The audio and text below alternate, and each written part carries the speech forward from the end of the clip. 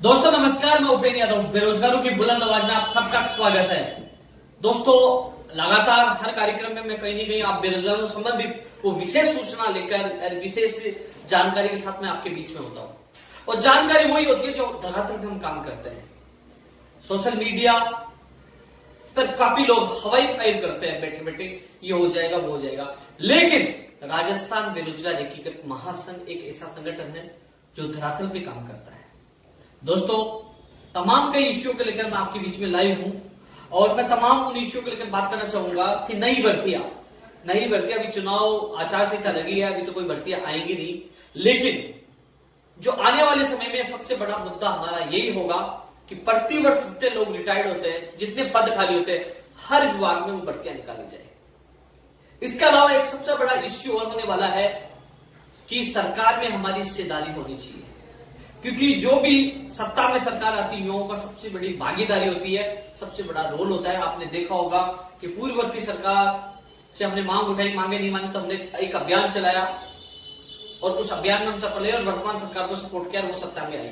तो हम लोगों को जो हम एक और अभियान चला रहे हैं कि सरकार में हमारी हिस्सेदारी हो, क्योंकि दोस्तों ये बेरोजगार कार्यालय आपके सामने जहां से मैं लाइव कर रहा हूं, आज सुबह डूंगरपुर, बांसवाड़ा और उदयपुर टीएसपी के अभ्यर्थी यहां पहुंचे, कुछ विशेष शिक्षक पूछे, कुछ 1998 के लोग पूछे, कभी एलडीसी का अभ्यर्थी पूछते हैं, कभी पटवारी के पूछते हैं, कभी राजस्थान पुलिस के अभ्यर्थी पूछ रहे हैं, जो किचड़ वाला जो मामला चल रहा है। तो प्रत्येक विभाग के वो अभ्यर्थी आ रहे हैं, लेकिन मैं कोशिश करता हूं, मैं सुबह गया और अब पूछा हूं कार्यालय, कभी सचिवालय, कभी बोर्ड, कभी खां, तो कहीं ना कहीं हमारी कोई एक संस्था हो, हमारा बोर्ड हो, तो कहीं ना कहीं काफी लोग सवाल उठाएंगे। मैं लगातार हर लाइव में बोल रहा हूं, मुझे कोई अध्यक्ष नहीं बना, लेकिन हमारा किसी भी साथी को बेरोजगार छात्र संघ आयोग बनाया जाए या बेरोजगार बोर्ड बनाया जाए, उसका चेयरमैन बनाया जाए, क्योंकि कम से कम मैं उस चेयरमैन को कह सकूं कि भाई अपना बोर्ड है, इन लोगों को सुनिए।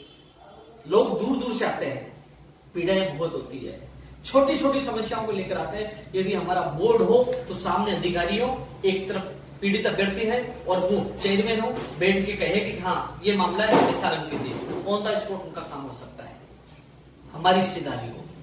कई लोग, चाहे मगरा बोर्ड हो, केसकला बोर्ड हो, कई बोर्ड बना रखे, जनजाति बोर्ड हो, बोर्ड बना के और केवल गाड़ियों में घूमने का काम कर रहे, कुछ नहीं कर पा रहे, लेकिन कम से कम युवाओं का भविष्य बनाने के लिए आज राजस्थान में एक बोर्ड की आवश्यकता है। लोग ज्ञापन देते हैं, ज्ञापन को कस्टमर में डाल दिया जाता है, कोई अहमियत नहीं है। इसलिए राजस्थान के तमाम युवा बेरोजगार अभी के समय जाग जाए और इस अभियान में मेरा साथ दे। मुझे अध्यक्ष नहीं बनना, लेकिन मुझे ये बोर्ड का गठन करवाकर राजस्थान के तमाम बेरोजगारों के आंखों में आंसू है ना, कम से कम अपनी बात तो रख सके, कम से कम हमारा कोई प्रतिनिधित्व करने वाला तो हो, कम से कम वो विधानसभा में हो या कैबिनेट की मीटिंग में हमारी बात तो उठा सकते हैं कि बेरोजगारों की ये समस्या है। चाहे बाहरी राज्यों का कोटा हो, चाहे वेटेज जैसी बीमारी हो, चाहे लंबित भर्तियां हो, चाहे प्रत्येक विभाग में भर्तियां आने वाली कई तमाम समस्याओं के लिए आज राजस्थान में एक छात्र संघ आयोग या बोर्ड की आवश्यकता है। यदि बोर्ड एक मजबूत बोर्ड बनता है हमारा, तो कम से कम उन अधिकारियों के चक्कर हम काटते हैं, ज्ञापन देते हैं, निवेदन करते हैं, वो तुरंत उन अधिकारियों को बुलाकर स्थापित करवा सकते हैं। सही कह रहा हूं, गलत कह रहा हूं, चिंतन और मनन करना यह आपके हित में ही फैसला है। ये मैं नहीं कह रहा जिस बोर्ड का चेयरमैन मुझे बनाओ, मत बनाइए मुझे, लेकिन कम से कम मेरी भी भागदौड़ कम होगी। अकेला इंसान हूं, कहां भागूंगा। और उन लोगों के जो सपने साकार होंगे, जो छोटी छोटी गलतियों के कारण, जो गलती उनकी नहीं, गलती अधिकारियों के कारण आज बेरोजगार घूम रहे हैं, आज परेशान है, दुखी है। इसलिए बोर्ड बनना अत्यंत आवश्यक है। अब मैं तमाम उन मुद्दों को लिखाता हूं जिसके लिए मैं लाइव आया हूं। सबसे पहले आप देख लीजिए, टाइम क्या हो गया भाई, टाइम बताना। 6:21 हो चुकी है और आज 14 मार्च है। 14 मार्च मैं ये लाइव कुछ जानकारी दे रहा हूं, क्योंकि कुछ थोड़ी देर बाद काफी लोग मेरी ही पोस्ट को, मेरी ही जानकारी को, मेरी मेहनत की कॉपी करके लोग लंबी फेंकेंगे, हमने ये करवा दिया, हमने ये करवा दिया, जबकि हम सुबह निकलते, शाम को घर पहुंचते, हम जानते धरातल पे कैसे काम होता है। मैं लेवल प्रथम वालों को कहना चाहूंगा, रीड लेवल पे प्रथम वालों को कहना चाहूंगा, वो रिसेबल और वेटिंग का इंतजार करते हैं। आज मैं खुद सचिवालय जाके आया हूँ। सीएम के जो सचिव साहब है उन्होंने निदेशक महोदय जी को कॉल किया था। निदेशक महोदय जी ने कहा कि हमारे पास अभी जिला परिषदों से पूरा डेटा नहीं आया है, डेटा आने के बाद हम आगे का कार्य करेंगे। सीएम सचिव से मैंने सचिवालय से सीएमओ से वहां से फोन करवाया था, मेरे सामने की बात है। उन्होंने कहा निदेशक महोदय ने अभी तक डेटा नहीं आया, इसलिए थोड़ा समय और लगेगा। तो दोस्तों काफी लोगों ने भयभीत करने की कोशिश की थी कि नहीं भर्ती 8,000 आप मिला दीजिए, और लैप्स करवाने की कोशिश की थी, लेकिन आपको घबराने की आवश्यकता नहीं। आपका भाई जिंदा है, सीना ठोक के कहता हूं आपका काम होगा। लैप्स नहीं होने दूंगा, लैप्स नहीं होने दूंगा। लेकिन कई लोग नेगेटिव बातें करते हैं, फैलाते, उनको पॉजिटिव करने में समय लगता है। मैं सुबह आज गया, करीब 9:30 बज गए होंगे, डिप्टी सीएम के निवास में मैं पूछा, काफी भीड़ थी। डिप्टी सीएम साहब से हालांकि हाई और लोहा, लेकिन बात नहीं हो पाई क्योंकि वो जल्दी में थे, उनको सिक्कर जाना था, फिर टॉप जाना था। फिर उसके बाद मैं सचिवालय में गया, सीओ में गया, ललित कुमार जी से मिला, शिक्षा विभाग में गया, तो वहां मैंने उनको फोन करवाया लेवल फर्स्ट के लिए, वेटिंग और रिसेबल के लिए। तो उन्होंने कहा कि अभी तक डेटा नहीं आया है। तो दोस्तों आज टोंक में भी कई लोगों ने राजू के साथ कई अभ्यर्थियों ने ज्ञापन दिया, पायलट साहब को, शिक्षा मंत्री जी को सीकर में दिया। तो आप लोगों को राजस्थान बेरोजगार एकीकृत महासंघ के बैनर तले आपको ज्ञापन देना है, क्योंकि संगठन का बैनर का इसलिए नाम ले रहा हूं कि उनको पता है कि बैनर राजस्थान बेरोजगार एकीकृत महासंघ सरकार के साथ है। उपचुनाव से लेकर विधानसभा चुनाव तक पूरा समर्थन दिया था, और उनको पता लगना चाहिए कि हाँ इन लोगों का काम होना चाहिए जो चुनाव में हमारे साथ संकट में खड़े थे। इसलिए सब लोग, सब जगह, जहां मंत्री जाए, चाहे मुख्यमंत्री जाए, चाहे शिक्षा मंत्री जाए और चाहे उप मुख्यमंत्री जाए, सबको ज्ञापन देना, कहना है कि हम भूपेन्द्र यादव जी के साथ थे, तो चुनाव में भी साथ थे, विधानसभा के अलावा उपचुनाव में साथ थे, आगे भी साथ रहेंगे। प्लीज हमारा काम करिए। आपको एहसास भी कराना और अपनी बात भी रखनी है, और सब जगह ज्ञापन देना है। इधर मैं भी प्रेशर बना रहा हूं, मैं फिर कोशिश कर रहा हूं, क्योंकि कल बिजी थे, मैं कल फिर पायलट साहब के वहां जाऊंगा, फिर मैं कोशिश करूंगा। मैं भी प्रेशर बना रहा हूं, मैं भी कोशिश कर रहा हूं, आप भी कोशिश करें, क्योंकि दोस्तों अपन मान लीजिए यहां से फोन बार बार जाएंगे तो बीकानेर निदेशालय जिला परिषदों को पाबंद करके जल्द से जल्द डेटा मंगवाएंगे, और उसके बाद अपना प्रोसेस स्टार्ट होगा। और प्रोसेस स्टार्ट होगा, कहीं वेटिंग और रिसेबल आएगा, आपके चेहरों पे खुशी आएंगी। लेकिन ये जरूर है कि आपकी वेटिंग और रिसेबल के पदों को लैप्स नहीं होने दूंगा, ये मेरा आपसे वादा है। थोड़ा समय लग सकता है, लेकिन आपके चेहरों पे खुशी आएंगी। जो सबसे बड़ा संकट सुप्रीम कोर्ट में आया था उसको टल गया है, आपको घबराने की आवश्यकता है, रिव्यू में कुछ नहीं होगा। लेकिन आप ये ना सोचे कि मैं चुपचाप बैठा हूं तो आपके लिए नहीं सोच रहा हूं, मुझे सब पता है। लेकिन परिस्थितियां समय ऐसा होती है कि मैं सुबह पायलट साहब से मिलने गया, घंटे पर खड़ा रहा, आए हाय लोग निकल गए क्योंकि उनको लेट हो रही थी, नहीं मुलाकात हो पाई, तो क्या करें। फिर सचिवालय गया, वहां मुलाकात, उन्होंने फोन किया। तो दोस्तों कहीं संयम हमें रखना पड़ता है, लेकिन ये जरूर है आप लोगों का भविष्य सुरक्षित होगा। मैं आप लोगों से वादा करता हूं, बस आप लोग पूरे प्रदेश में सभी मंत्री एमएलए सबको ज्ञापन देते रहे और कहते रहे कि हम आपके साथ हैं, हमारा काम जल्द से जल्द करें।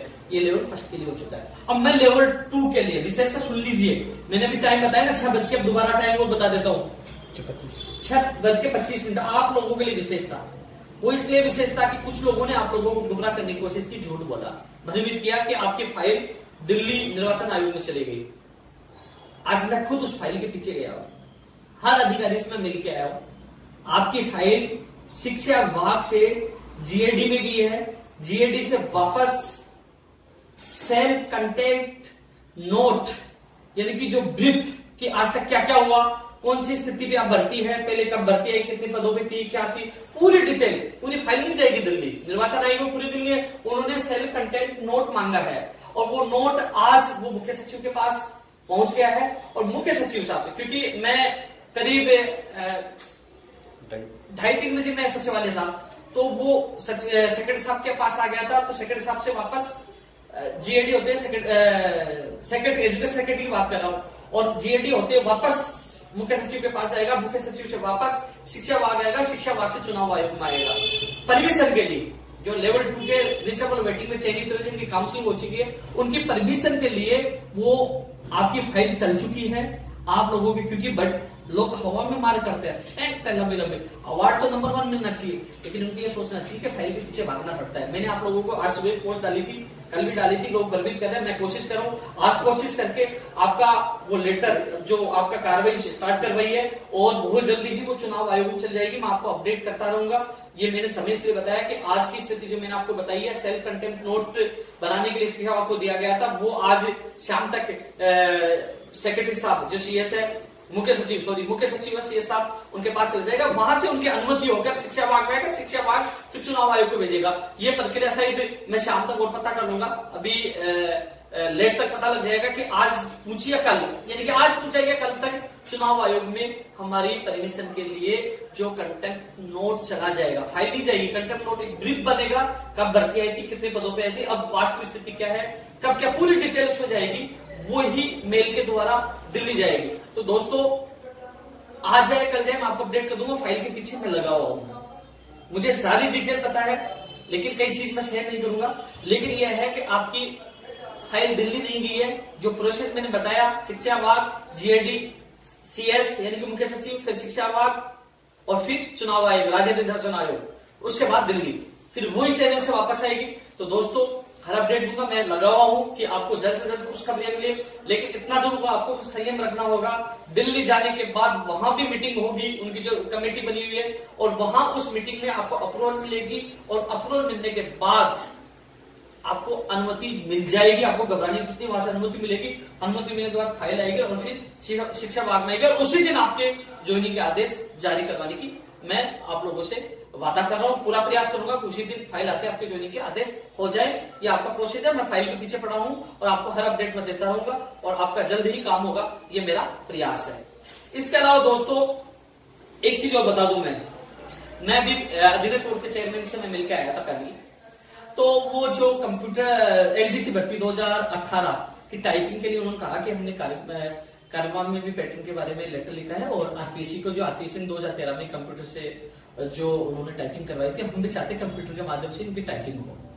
और हमने कहा कि साहब कब आप इसकी तारीखों का ऐलान कर देगा, बोले कि जल्दबाजी आप लोगों को नुकसानदायक होगी, और जल्दी ही हम आप लोगों को तारीख बता देंगे, लेकिन हम चाहते हैं कि जो फार्मूला आरपीएससी ने जो कंप्यूटर के द्वारा टाइपिंग करवाई, उसी प्रकार आप लोगों की टाइपिंग हो, और जो तमाम एग्जाम जो एनटीटी हो चाहे आंगनबाड़ी हो, जैसे 5 एग्जाम हो चुके हैं, उनका परिणाम इस महीने में निकाल देंगे, उन्होंने बताया। और डब्ल्यूआईटी वैकेंसी के लिए कहा कि हमने उसी विभाग को वापस भेज दिया है कि उसमें जो विवाद चल रहा है परीक्षा की मेरिट किस आधार पर बनाई जाए, या वो लोग उन नियमों में परिवर्तन करते हैं, सेवा नियमों में परिवर्तन करके वापस भेजते हैं, या फिर वो अलग अलग डिपार्ट में एग्जाम करवाते हैं, वो उस विभाग का कार्य है, और विभाग किस प्रकार कहते हैं। तो कुल मिलाकर यही है कि जो भी तमाम नई भर्तियां हैं वो लोकसभा चुनाव के बाद ही आएंगी। राजस्थान पुलिस भर्ती का विज्ञापन भी राजस्थान पुलिस चुनाव आयोग के बाद, जो लोकसभा चुनाव के बाद ही होगा। इसके अलावा रीट की मैंने आपको संभावना बताई थी, इसके अलावा सेकंड ग्रेड हेडमास्टर एसआई की डिटेल मैं जब आरपीएससी जाके आया था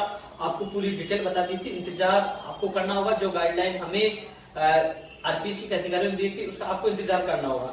इसके अलावा दोस्तों मैं आप लोगों से यही कहना चाहूंगा कि आप लोगों को मजबूत होना होगा, सोशल मीडिया और जो लोग भयभीत करते हैं उन लोगों से बचकर रहना होगा। काम हमेशा धरातल पर किया जाता है, न कि हवा में, न कि सोशल मीडिया पे। हालांकि लेवल 2 वालों को मैंने आज आपको पुख्ता जानकारी दी है, क्योंकि फाइल के पीछे मैं खुद पढ़ा था, और उस फाइल की पूरी स्थिति मैंने आपको बताई है, और आपकी अभी जैसे जाएगी मैं और बता दूंगा कि निर्वाचन आयोग में पहुंची कि नहीं पहुंची, उसके बाद दिल्ली भेजी गई, हर अपडेट मैं आपको देता रहा हूं, क्योंकि फाइल के पीछे मैं लगा रहूंगा। हालांकि मुझे कहीं बाहर जाना था, लेकिन कुछ अभ्यर्थियों ने कहा कि जाते जाते हमारा काम तो कराओ, लेकिन हाँ जब इतना ही आप लोगों का काम हो गया, इतना ही आप लोगों को यहाँ तक पहुंचा दिया, तो मेरी कोशिश रहेगी अंतिम मंजिल तक आप लोगों को पहुंचाऊं। हाँ, रीट लेवल 1 के अभ्यर्थी को ये कहना चाहूंगा कि आप सबको सामूहिक प्रयास करना होगा। जहां भी मंत्री, एमएलए, मुख्यमंत्री, डिप्टी सीएम जाए ज्ञापन देना। मैं भी कोशिश कर रहा हूँ, फिर कल मिलने की कोशिश कर रहा हूँ सुबह। हालांकि जो सीएम ओएसडी से मेरी कल मुलाकात है, उनसे भी मैं दोबारा को फोन करवाऊंगा, बात करूंगा, और इसके अलावा डिप्टी सीएम से मिलने की कोशिश करूंगा। हालांकि अब शाम तक पता चलेगा कि डिप्टी सीएम जयपुर निवास पे रहेंगे, कहाँ रहेंगे, लेकिन मेरी कोशिशें जारी है। मैं चुप नहीं बैठा हूं, मुझे पता है कब और कैसे क्या करना है, क्योंकि मुझे पता है कि आपका काम नहीं होगा तो मुझे करवाना है। जितना जल्दी कराऊंगा, जितना जल्दी मेरा पीछा छूटेगा, नहीं तो आप लोग पीछा छोड़ने वाले नहीं। मुझे पता है कितने कोड और मैसेज आ रहा है, क्या होगा, कब होगा, मुझे पता है कितने लोग टेंशन में है।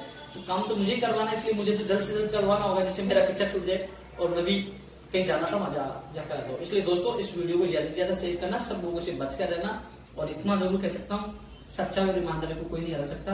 आप लोगों का प्यार इसलिए मेरे साथ है, क्योंकि आप लोगों का प्यार, इसलिए आप मुझे मान सम्मान देते हो, विश्वास करते हो, इसीलिए मैं आप लोगों के लिए सुबह से शाम तक बांटता रहता हूँ, और कोशिश करता हूँ कि आपके चेहरों पे खुशी आए, क्योंकि आपके चेहरों पे खुशी आएंगी तो आपके माता पिता और सब पूरे परिवार के चेहरों पे खुशी आएंगी। इसलिए मेरा जितना सहयोग होगा, जितना मैं कर सकूंगा उतना मैं करूंगा और आप लोगों से किया वादा भी पूरा करूंगा। क्योंकि दोस्तों इस दुनिया में इतना ही कह सकता हूँ, जो दूसरे का अच्छा करता भगवान उसका अच्छा करता है, इसी नीति पे मैं चलता हूँ और जल्दी ही आपकी खुशखबरी मिलेगी। लेकिन इस अभियान में आपको साथ देना होगा। जो मैंने एक सरकार में हिस्सेदारी का मामला हो, चाहे आपको ज्ञापन देने का मामला हो, साथ मिलकर लड़ना होगा, पूरा सहयोग करना होगा। और सभी से निवेदन है इस वीडियो को ज्यादा से ज्यादा शेयर करें और ज्ञापन वाला अभियान चालू करें। धन्यवाद। जय हिंद, जय भारत।